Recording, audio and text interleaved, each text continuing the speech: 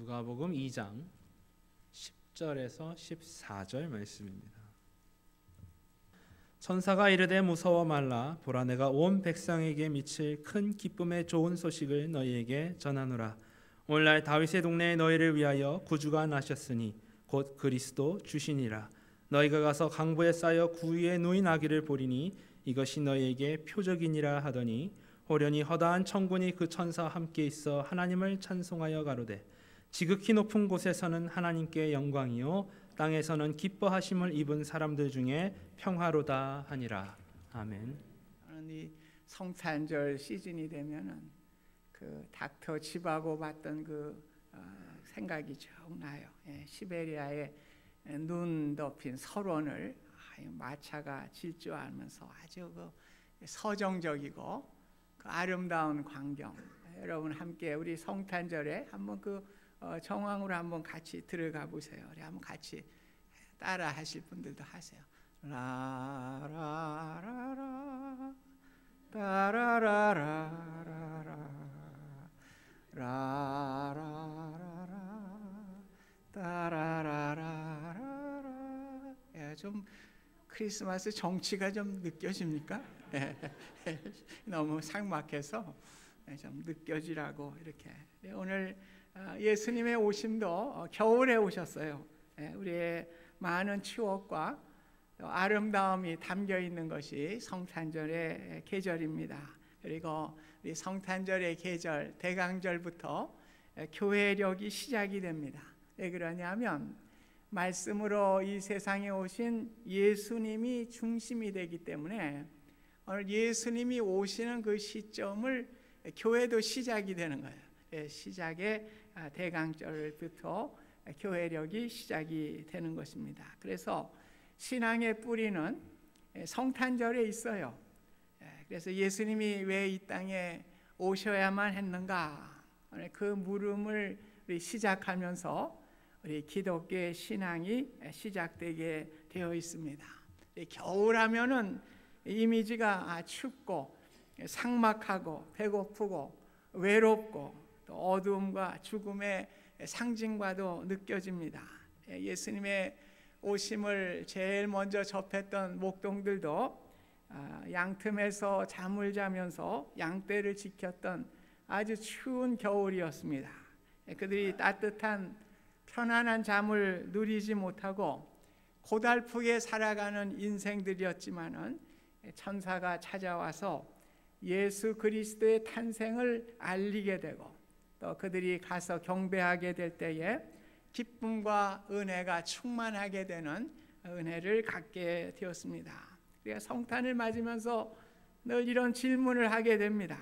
왜 예수님은 메시아로 오시면서 위풍당당하게 오시지 않고 말구유의 천한 곳으로 이렇게 오셨을까? 또 예수님은 전능자이신데 힘센 권세자의 모습으로 오시지 않고 힘없고 연약한 어린 아이로, 베이비로 이렇게 태어나셨을까? 왜 영광스럽게 오시지 않고 초라한 모습으로 오셨을까? 그런데 우리가 생각하는 것하고는 반대입니다. 오늘 천사들은 그러한 초라하고 보잘것없이 오신 예수님에 대해서 찬양을 올리죠. 지극히 높은 곳에서는 하나님께 영광이요 땅에서는 기뻐하심을 입은 자들 중에 평화로다. 완전히 우리 개념하고 다르죠. 세상에서는 아마 이렇게 짧고 힘있고 의미심장한 노래가 없을 것입니다. 오늘 예수님의 탄생은 세상 나라의 영광이 아니고 하나님 나라의 영광이었습니다. 오늘 예수님의 탄생은 이 땅의 로마의 평화가 아니고 하나님이 주시는 평화를 선포하셨습니다. 오늘 예수님을 누구보다도 잘 알고 있었던 서기관들, 제사장들에게 이 소식을 전한 것이 아니라 비천하고 불쌍한 목동들에게 이 소식을 제일 먼저 알려주셨습니다. 오늘 목동에게 전하여진 사실은 예수님은 낮고 천한 자리에서 주님을 사모하는 자에게 이런 하나님의 영광과 땅의 평화가 선포된다고 하는 것을 상징적으로 우리에게 말씀해 주고 있는 것입니다. 사실 성경이 말하는 낮은 자들이라고 하는 것은 신분이 낮은 사람을 얘기하는 신분의 문제는 아닙니다. 우리가 참 마음으로 기뻐하고 그분을 간절히 기다리는 사람들을 여기서 말씀해 주고 있는 것입니다. 그래서 경건했던 시므온, 또 84년 동안 과부로 지냈던 안나가 예수님을 성전에서 만나게 되는, 또 목동들과 같이 교만함이 없이 겸손하고 낮은 마음을 가졌던 사람들에게 오늘 주님의 은혜가 임하게 된 것입니다. 오늘 천사가 전한 하늘의 영광은 예수님이 이 땅에 사람이 돼서 오신 것이죠. 하늘의 높은 자리, 높은 위치를 비우시고 우리 가운데 찾아오셔서 종국에는 십자가에 돌아가시고 낮고 천한 자리에 오신 것, 이것이 바로 아버지 독생자의 영광입니다. 높은 곳의 영광입니다. 오늘 높은 곳의 영광은 낮은 곳으로 내려가는 것이죠. 비천한 자리로 내려가는 것이 높은 곳의 영광입니다. 이 세상 나라의 영광은 저 높은 곳으로 한없이 올라가는 것을 영광이라고 이렇게 얘기를 합니다. 하지만 하늘의 영광은 가장 높은 곳에서 낮은 곳으로 내려오는 종의 영광을 하늘의 영광이라고 표현을 했습니다. 저 높은 곳을 향해 올라가는 상승의 영광이 아니라 저 낮고 낮은 곳으로 내려가는 하강의 영광을 의미하고 있습니다. 섬김을 받는 영광이 아니라 도리어 섬기며 종의 형체로서 이렇게 섬기는 자의 모습이 하늘의 영광인 것을 우리에게 선포해 주고 있습니다. 예수님이 오신 베들레헴은 정말 작은 마을입니다. 보잘것없는 곳입니다. 그곳에도 마구간, 또 정말 초라한 말구유에 예수님께서 오시게 되셨습니다. 그런데 그 초라한 구유에 예수님이 오시게 될 때에 하늘의 영광, 이렇게 선포를 하게 된 것입니다. 우리가 참 이상한 것이죠. 오늘 하늘의 영광은 우리가 생각하는 땅의 영광과는 전혀 다른 것입니다. 고린도전서 1장 27절 이하에 보면 하나님은 세상에 미련한 것들을 택하사 지혜로운 자를 부끄럽게 하시고 세상에 약한 것들을 택하사 강한 자들을 부끄럽게 하시고 천한 것들과 멸시받는 것들과 없는 것들을 택하사 있는 것들을 패하신다고 말씀하셨습니다.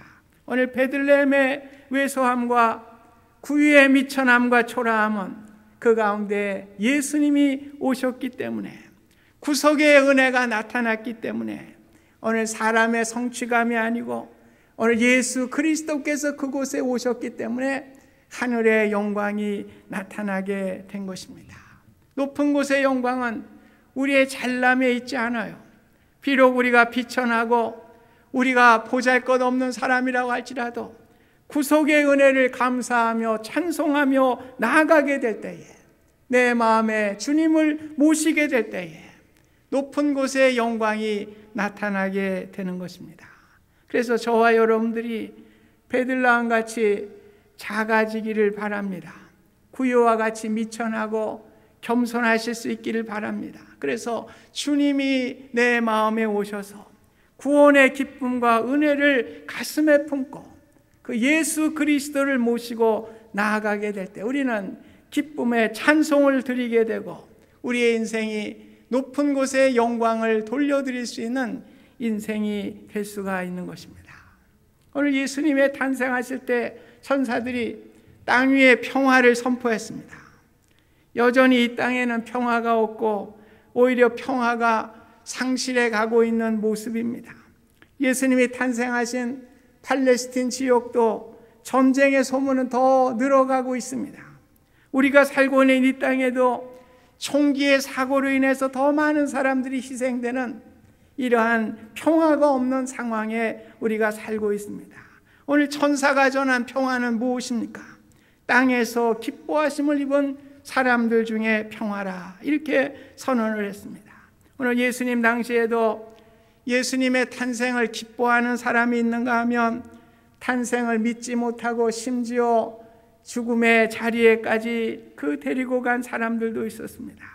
동방박사들은 비록 호기심이었지만은 그 별을 보고 기뻐하며 달려온 사람들이었습니다. 그 별이 머문 곳에 예수님의 탄생을 보게 되고 엎드려 절하고 예물을 드리고 기뻐하며 돌아가게 된 것입니다. 소외된 목병들도 예수님을 경배하며 기뻐하며 돌아가게 되었습니다. 예수님을 잉태했던 마리아는 자신을 향해서 계집의 비천함을 돌아보았다고 고백을 했습니다. 당시 여자들은 남자들로부터 철저히 소외된 존재들입니다. 더구나 처녀가 아이를 가졌다고 하면 돌에 맞아 죽어야 하는 그러한 상황에 놓인 여인이었습니다. 그러나 마리아는 예수님을 잉태한 그 기쁨이 계집종의 비천함을 돌아보아 주셨습니다. 감사하고 기뻐하게 되었습니다. 그러나 상대적으로 헤롯 왕은 어땠습니까? 동방 박사들을 통해서 예수 나신 것을 찾아서 그 예수를 죽이려고 했던 사람이었습니다. 당시의 종교 지도자들도 메시아를 기다린다고 하면서도 정작 메시아가 오게 될 때에 기뻐하기는커녕 종국에는 십자가의 못을 받게 되는 결과를 가져오게 되었습니다. 어떻습니까? 결국 이 땅에 가진 자들, 권세 잡은 자들, 부자들에게는 예수님의 오심이 기쁨이 되지 못했어요. 왜냐하면 예수님이 이 땅에 권세와 물질과 귀한 것들을 더 의지하는 삶을 살았기 때문에 그렇습니다.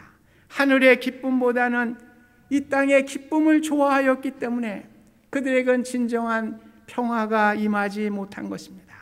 오늘 천사가 전한 것은 땅에서의 평화는 주님의 기뻐하심을 입은 사람들이다, 이렇게 말씀을 하고 있습니다. 오늘 이 땅의 평화는 예수 그리스도를 통해서만이 누릴 수가 있어요. 오늘 예수 그리스도를 통해서 기뻐하는 자를 통해서만 평화를 누릴 수가 있는 것입니다. 로마서 5장 10절에 보면 우리가 원수 되었을 때에 그의 아들의 죽으심으로 말미암아 하나님과 화목하게 되었다고 말씀을 하고 있습니다. 에베소서 2장 14절에는 그는 우리의 화평이시라고 분명하게 말씀을 했습니다. 이 땅의 평화는 예수 그리스도를 기뻐하는 자만이 가질 수가 있는 것입니다. 예수님을 십자가에 지시기 전에 절망적인 상황이었지만은 오히려 제자들에게 평화를 선포하셨습니다.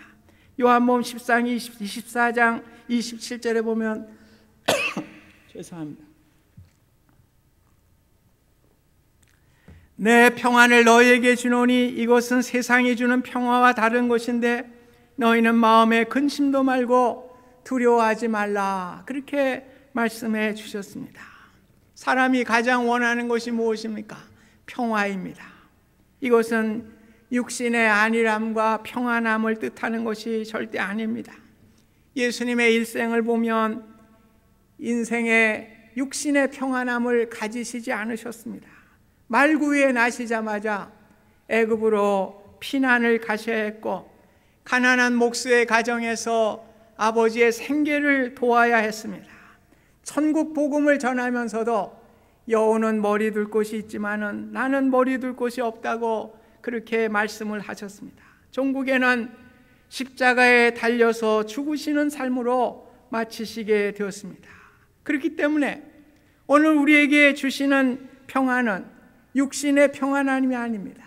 심령의 평안함을 말씀해 주고 있습니다. 예수님이 이 땅에 오셔서 죽으심은 윤리와 도덕을 가르치시거나 그 모범을 보이고자 하신 것이 아니었습니다. 누구든지 자신의 죄를 회개하고 주님을 나의 구주로 모시고 믿는 사람에게 그 마음의 평화를 주시기 위함이었습니다. 오늘 이 평화를 가진 사람들이 함께 나누는 것이 진정한 신앙의 생활입니다. 오늘 여러분에게 묻습니다. 오늘 우리에게 평안이 있습니까? 오늘 예수님을 믿고 예수님 때문에 천국의 소망을 가졌기 때문에 우리에게 평안이 있습니까? 기뻐하심을 우리가 가지고 살아갑니까? 오늘 천사가 전한 것은 땅에는 기뻐하심을 입은 사람들 중에 평화라고 그랬습니다. 오늘 기뻐하심을 입은 사람이 있게 될 때에 오늘 평화가 이루어지게 되는 것입니다. 그런데 불행하게도 주님을 믿고 주님을 아는 사람들 가운데도 평화가 없고 평화 대신에 분쟁이 일어나는 경우가 많이 있습니다. 우리가 역사적으로 크림 전쟁이라고 하는 것이 있습니다. 1853년에서 56년에 일어난 전쟁인데 이 전쟁의 발단을 보면 예수님의 탄생교회가 있어요. 성지에 가보시면 예수님의 탄생교회가 있는데 그 당시에는 터키가 그걸 주둔을 하고 지배를 했는데 그 터키가 주둔하고 있을 때 그 예수 탄생교회는 서방교회의 지배를 받았습니다. 그래서 그 서방교회 성도들이 은별을 크게 달아놨어요. 그래서 이 일을 인해서 이제 동방정교회 러시아의 사람들이 와가지고 자기들도 별을 하나 달아놓고 싶어서 그러는데 그것이 허용이 되질 않았어요.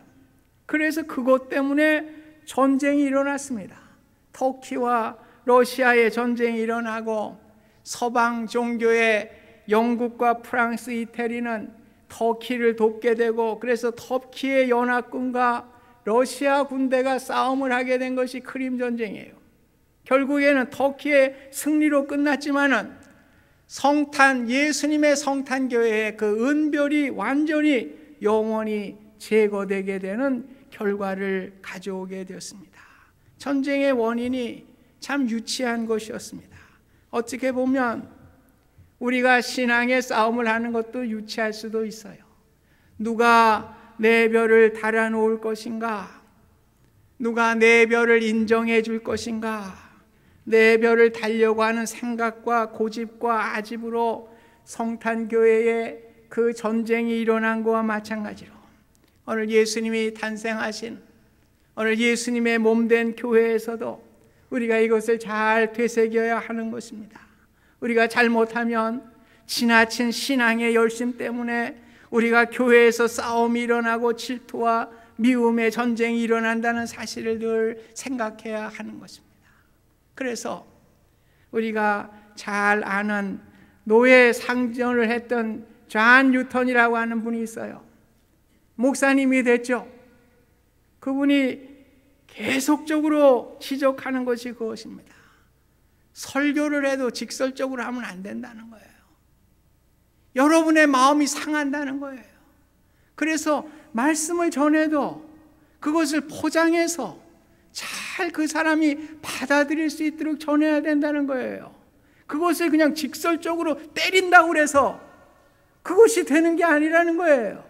오늘 우리의 마음이 다치게 되면 아무리 좋은 이야기라도 듣질 않는 거예요. 그래서 뉴턴 목사님은 철저하게 말씀의 증거를 포장해서 하라는 거예요.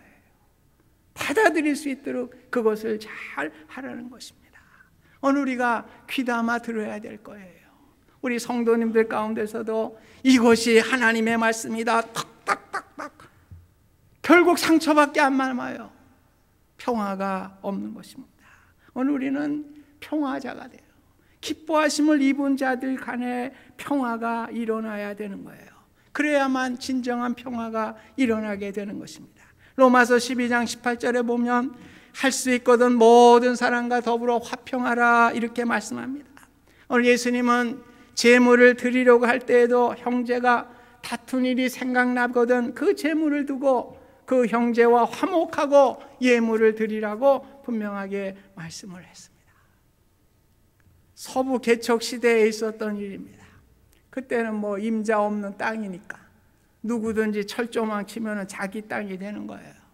그러다가 이제 두 사람이 철조망을 치다가 대치 상태로 놓여지게 됐습니다.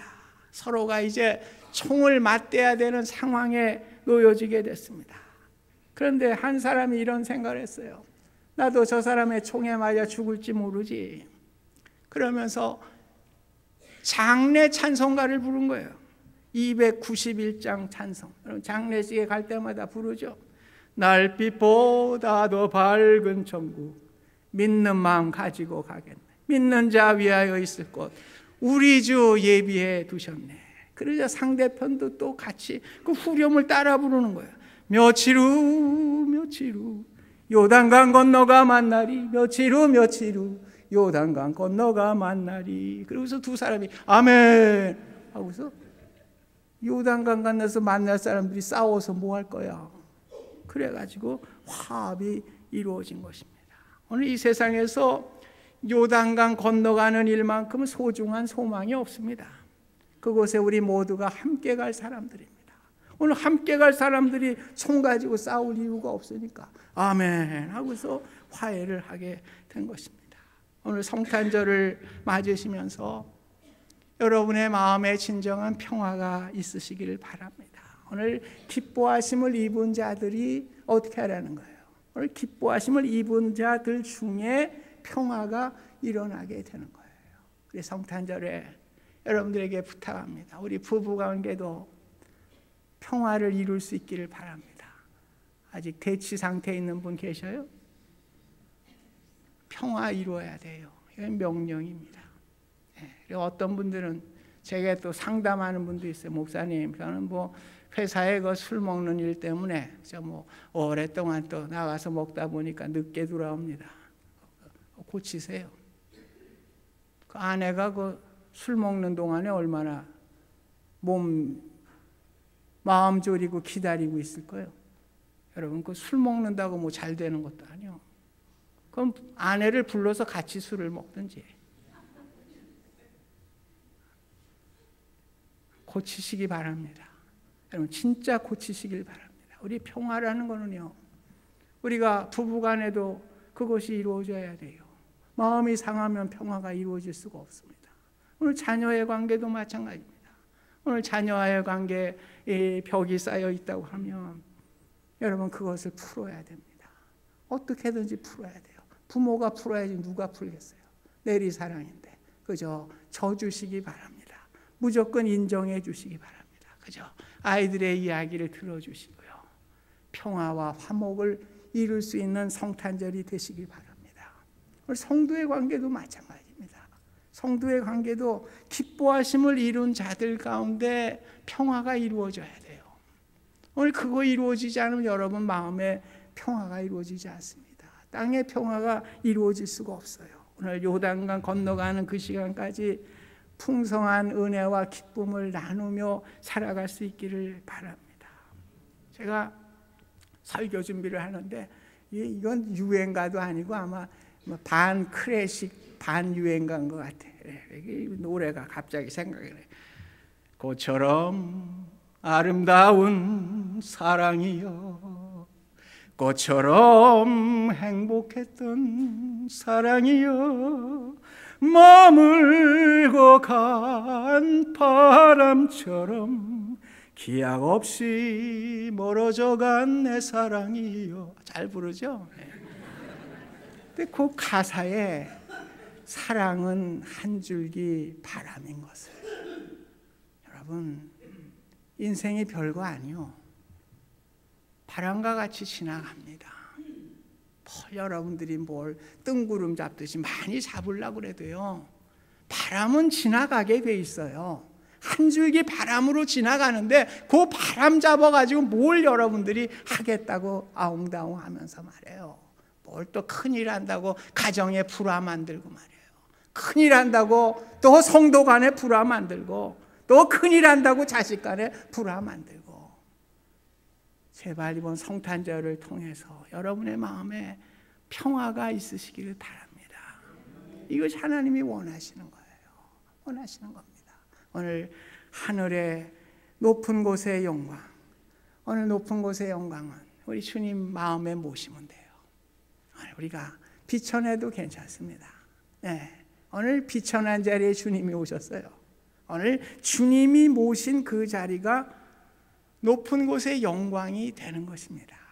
오늘 그 구원의 기쁨, 소망을 가지고 화평하실 수 있기를 바랍니다. 그래서 땅의 평화를 이루시는 아름다운 성탄절, 정말 이번 한 해가 지나가기 전에 여러분 그 주님의 축복을 우리 모두가 다 누리실 수 있기를 주님의 이름으로 축복합니다. 감사하신 하나님, 오늘 주님을 내 마음에 모실 때 내가 누추하고 가진 것 없고 별 볼 일 없고 약하고 참 권세 없더라도 주님을 모신 곳에 하늘의 영광이 나타나게 됩니다. 그 기쁨을 가지고, 구원의 기쁨을 가지고 우리 부부 간에, 가족 간에, 또 이웃 간에, 성도 간에 평화를 누리며 이 땅의 평화를 누리며 살아가는 복된 우리의 인생이 될 수 있도록 축복하여 주시옵소서. 예수님의 이름으로 기도드립니다. 아멘.